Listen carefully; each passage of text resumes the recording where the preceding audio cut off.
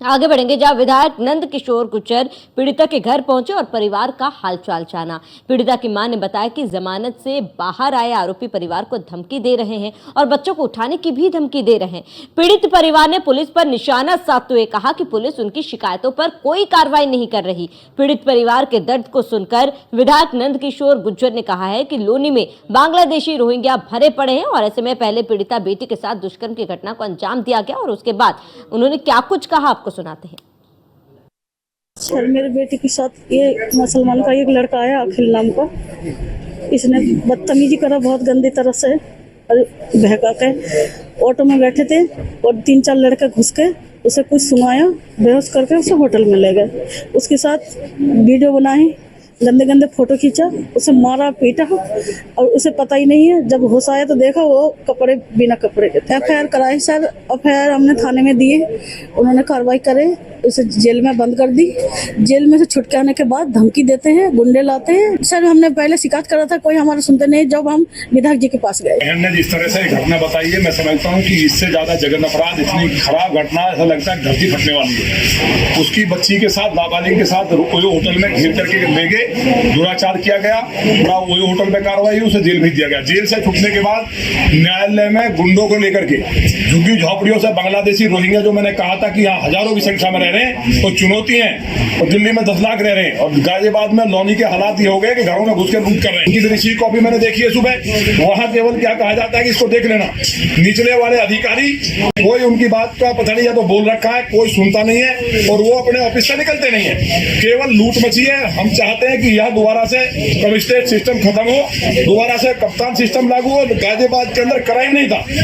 पिछले 1.5-2 साल में लोग अगर आंकड़े मंगा लिए जाए तो हाहाकार मचा है कि कमिश्नरी सिस्टम ने पूरा बेड़ा गर्क कर दिया। कौन सलाहकार है, कौन सिस्टम को चला रहा है, कौन बना रहा है, पुलिस वाले सुनने को तैयार नहीं है। फिर यहाँ बुलडोजर नहीं चला और जो अधिकारी हैं, चाहे बड़े हैं छोटे हैं, जो वायसराय बनकर के ये सोच रहे हैं कि लौनी के अंदर हाहाकार करेंगे, लौनी में नहीं होगा, दुनिया में हो जाए। मैं खुद बुलडोजर लेकर निकलूंगा, फिर कानून हाथ में लेना पड़े, उसके लिए मुझे फांसी लगे, जेल जाना पड़े।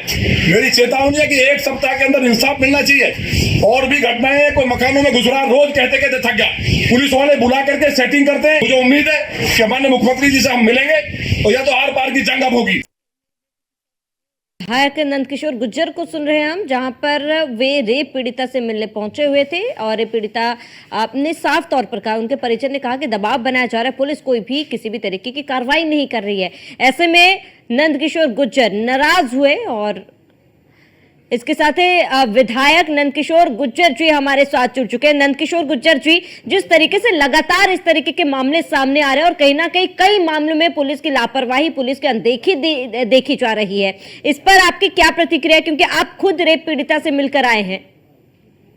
देखिए, आप खुद देखिए, कल भी लूट हुई है व्यापारी से, खुलेआम दिन दहाड़े लूट हुई है, चैन लूट चली जा रही है।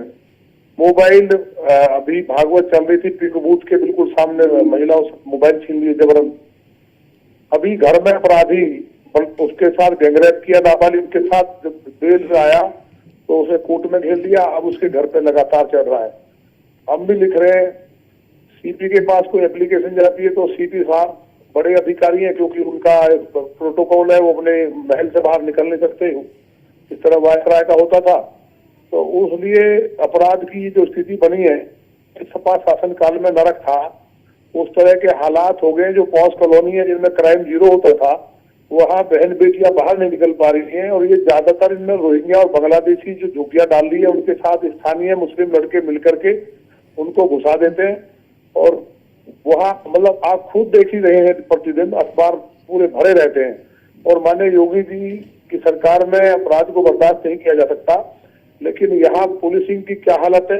एक बार अगर मेरी बात आपके माध्यम से वहां तक पहुंच जाए तो जो अधिकारी ये बताते हैं दिन निकलते ही कि रामराज आ गया पूरी तरह से और पूरी दुनिया में अब ब्रह्मांड में कोई घटना नहीं घट रही है, कोई अपराध नहीं हो रहा है, तो ये चीजें ऊपर तक पहुंच जाए तो मुझे लगता है कि जनता का भला हो जाएगा, जिस जनता ने हमें बनाया है। नंदकिशोर जी, क्योंकि ये बहुत पीड़ादायक है कि एक तो युवती के साथ गलत होता है और उसके बाद न्याय की गुहार लगाती है, न्याय के लिए दर दर भटकती है और न्याय नहीं मिल पाता, न्याय दिलाने वाले ही इस तरीके से भ्रष्ट नजर आते हैं। नंदकिशोर जी, आपको क्या लगता है क्यों हो रहा है? क्या ये सिस्टम फेल्योर है? नहीं, न्याय तो हम दिलाएंगे, न्याय ऐसा नहीं होगा। हमारे ऊपर पहले मुकदमा लिखा गया, एक अधिकारी बेईमान का हमने विरोध किया, तो अब हम खुद अपना लॉनी में तो अपराध नहीं कर सकता कोई। लॉनी में हम लोग बैठे, हमें जिंदा है, हम मरे नहीं है, इसलिए हम बुद्धि ठीक कर देंगे। हम कानून हाथ में लेना पड़ेगा, लेकिन बहन बेटियां, हमारी बहन बेटियों को कोई अगर वहां देखेगा, पूरे जनपद की बेटियां हमारी बेटियां हैं, अगर उनका निकलना है सुरक्षित है। माने योगी जी की सरकार में फर्जी एनकाउंटर कर रहे हैं, जो लोग गरीब है उनको गोली मार देंगे, तो असली बदमाश है उनके सर में गोली मारनी चाहिए ना। वैसे तो केवल टांग में गोली मार के मेडल लेकर वाह फोटो खिंचवा के डालते हैं, नेतागिरी कर रहे हैं केवल अधिकारी। इतनी फोर्स जो आई है, पहले कप्तान होता था एक, और वहां एक शानदार पुलिसिंग होती थी, अपराधी कांपता था। कमिश्नरेट सिस्टम बनने से पुलिस वाले पहले डाकू लूटते थे, पुलिस लूट रही है चौराहे में खड़ी होकर, और जो अपराधी है उनसे मिली हुई है। क्या बिना पुलिस की मिली भगत के चैन छीन लेगा कोई? जी, सब इनको पता है कि कौन अपराधी है, कौन इनका गैंग का लीडर है। तो मुझे उम्मीद है कि सरकार कार्रवाई करेगी, नहीं करेगी तो हम अपना लाठी लेकर निकलेंगे और ठीक कर देंगे सबको। बिल्कुल नंदकिशोर जी, हम भी यही उम्मीद करते हैं कि सरकार जल्द से जल्द इस पर कार्रवाई करे और जो लापरवाह अधिकारी उन पर भी सख्त कार्रवाई हो। नंदकिशोर जी, जुटने के लिए आपका बहुत बहुत शुक्रिया।